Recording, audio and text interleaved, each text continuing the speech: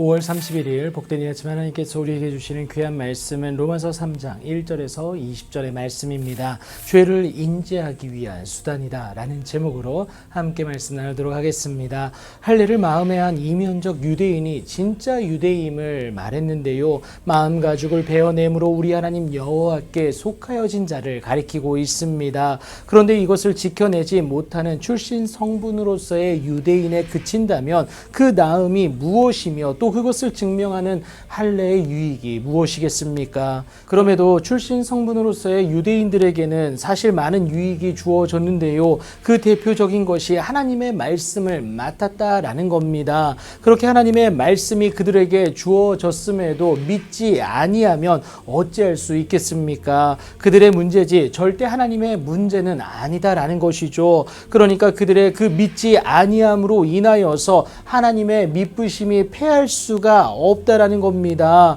만일 능히 살게 하는 율법을 주셨더라면 의가 반드시 율법으로 말미암았겠지만 하나님은 그리하지 않으셨습니다. 사람은 다 거짓되어 시시각각 변할 수 있지만 우리 하나님은 오직 참되고 선하시다라는 거예요. 바울이 다윗의 고백을 인용하여 이것을 증명하는데요. 주의 말씀에 의롭다함을 얻으시고 판단받으실 때에 이기려 하심이다라는 겁니다.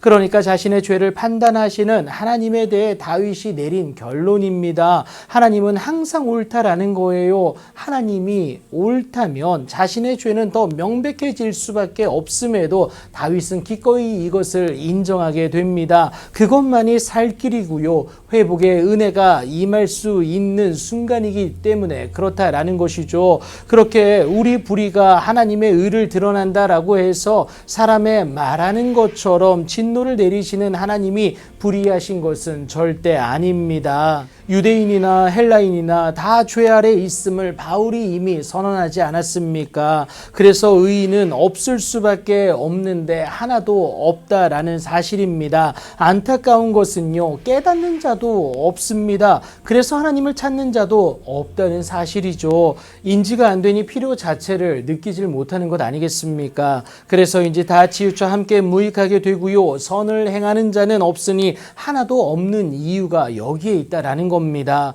그렇게 무지함으로 죄 아래에 있는 그들, 그러니까 이 세상 풍조를 따름으로 인하여서 나도 모르게 공중의 권세 잡은 자를 따르게 되는 그들에 대해서 바울이 묘사하는 것이 오늘 본문 13절부터 17절에 이르기까지 자세히 나와 있습니다. 그럼에도 그들 가운데 어떠한 일도 일어나질 않으니 그들의 눈앞에 하나님을 두려워함이 없게 되는데요. 사실은 착각입니다. 우리의 하나님 무능하지가 않습니다. 아무 일도 없으니 무능한 하나님이 아니다라는 거예요. 참는 하나님이시다라는 겁니다. 우리에 대하여 오래 참으사 아무도 멸망하지 아니하고 다 회개하기에 이르기를 원하시는 하나님의 참는 기다림이다라는 거예요. 그런데 이것을 우리가 알질 못하는 겁니다. 하지만 우리로서는 율법의 행위로 하나님 앞에 의롭다 하심을 얻을 육체가 없지 않습니까? 그러할 자격도 능력도 없습니다. 결국 율법으로는 우리의 죄됨을 깨달을 뿐인데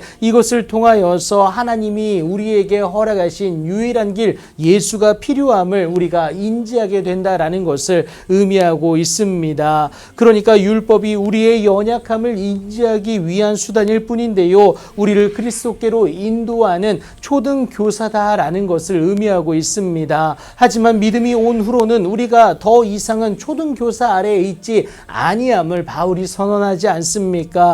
예수가 필요함을 인지함으로 예수를 소유하기만 하면 하나님의 은혜 가운데 온전히 거하는 기쁨이 저와 여러분 가운데 분명히 있어지기 때문에 그렇습니다. 이 기쁨의 당사자가 되기 위해서는 오늘도 우리가 죄인임을 인정할 수 있어야 합니다. 그래야 예수가 필요함을 알게 되고요. 그래서 예수를 통해 하나님께 나아갈 수 있는 은혜가 주어지기 때문에 그렇습니다. 그리하면 우리의 생각 그 이상으로 역사하실 아버지 하나님의 은혜와 능력은 저와 여러분의 삶 가운데 있을 수밖에 없습니다. 모든 문제의 현장은 주님의 일하심의 현장이 된다라는 것이죠. 그 놀라운 일의 주인공으로 일어서실 수 있는 여러분들의 귀하고 복된 오늘이 되길 예수님의 이름으로 축복합니다.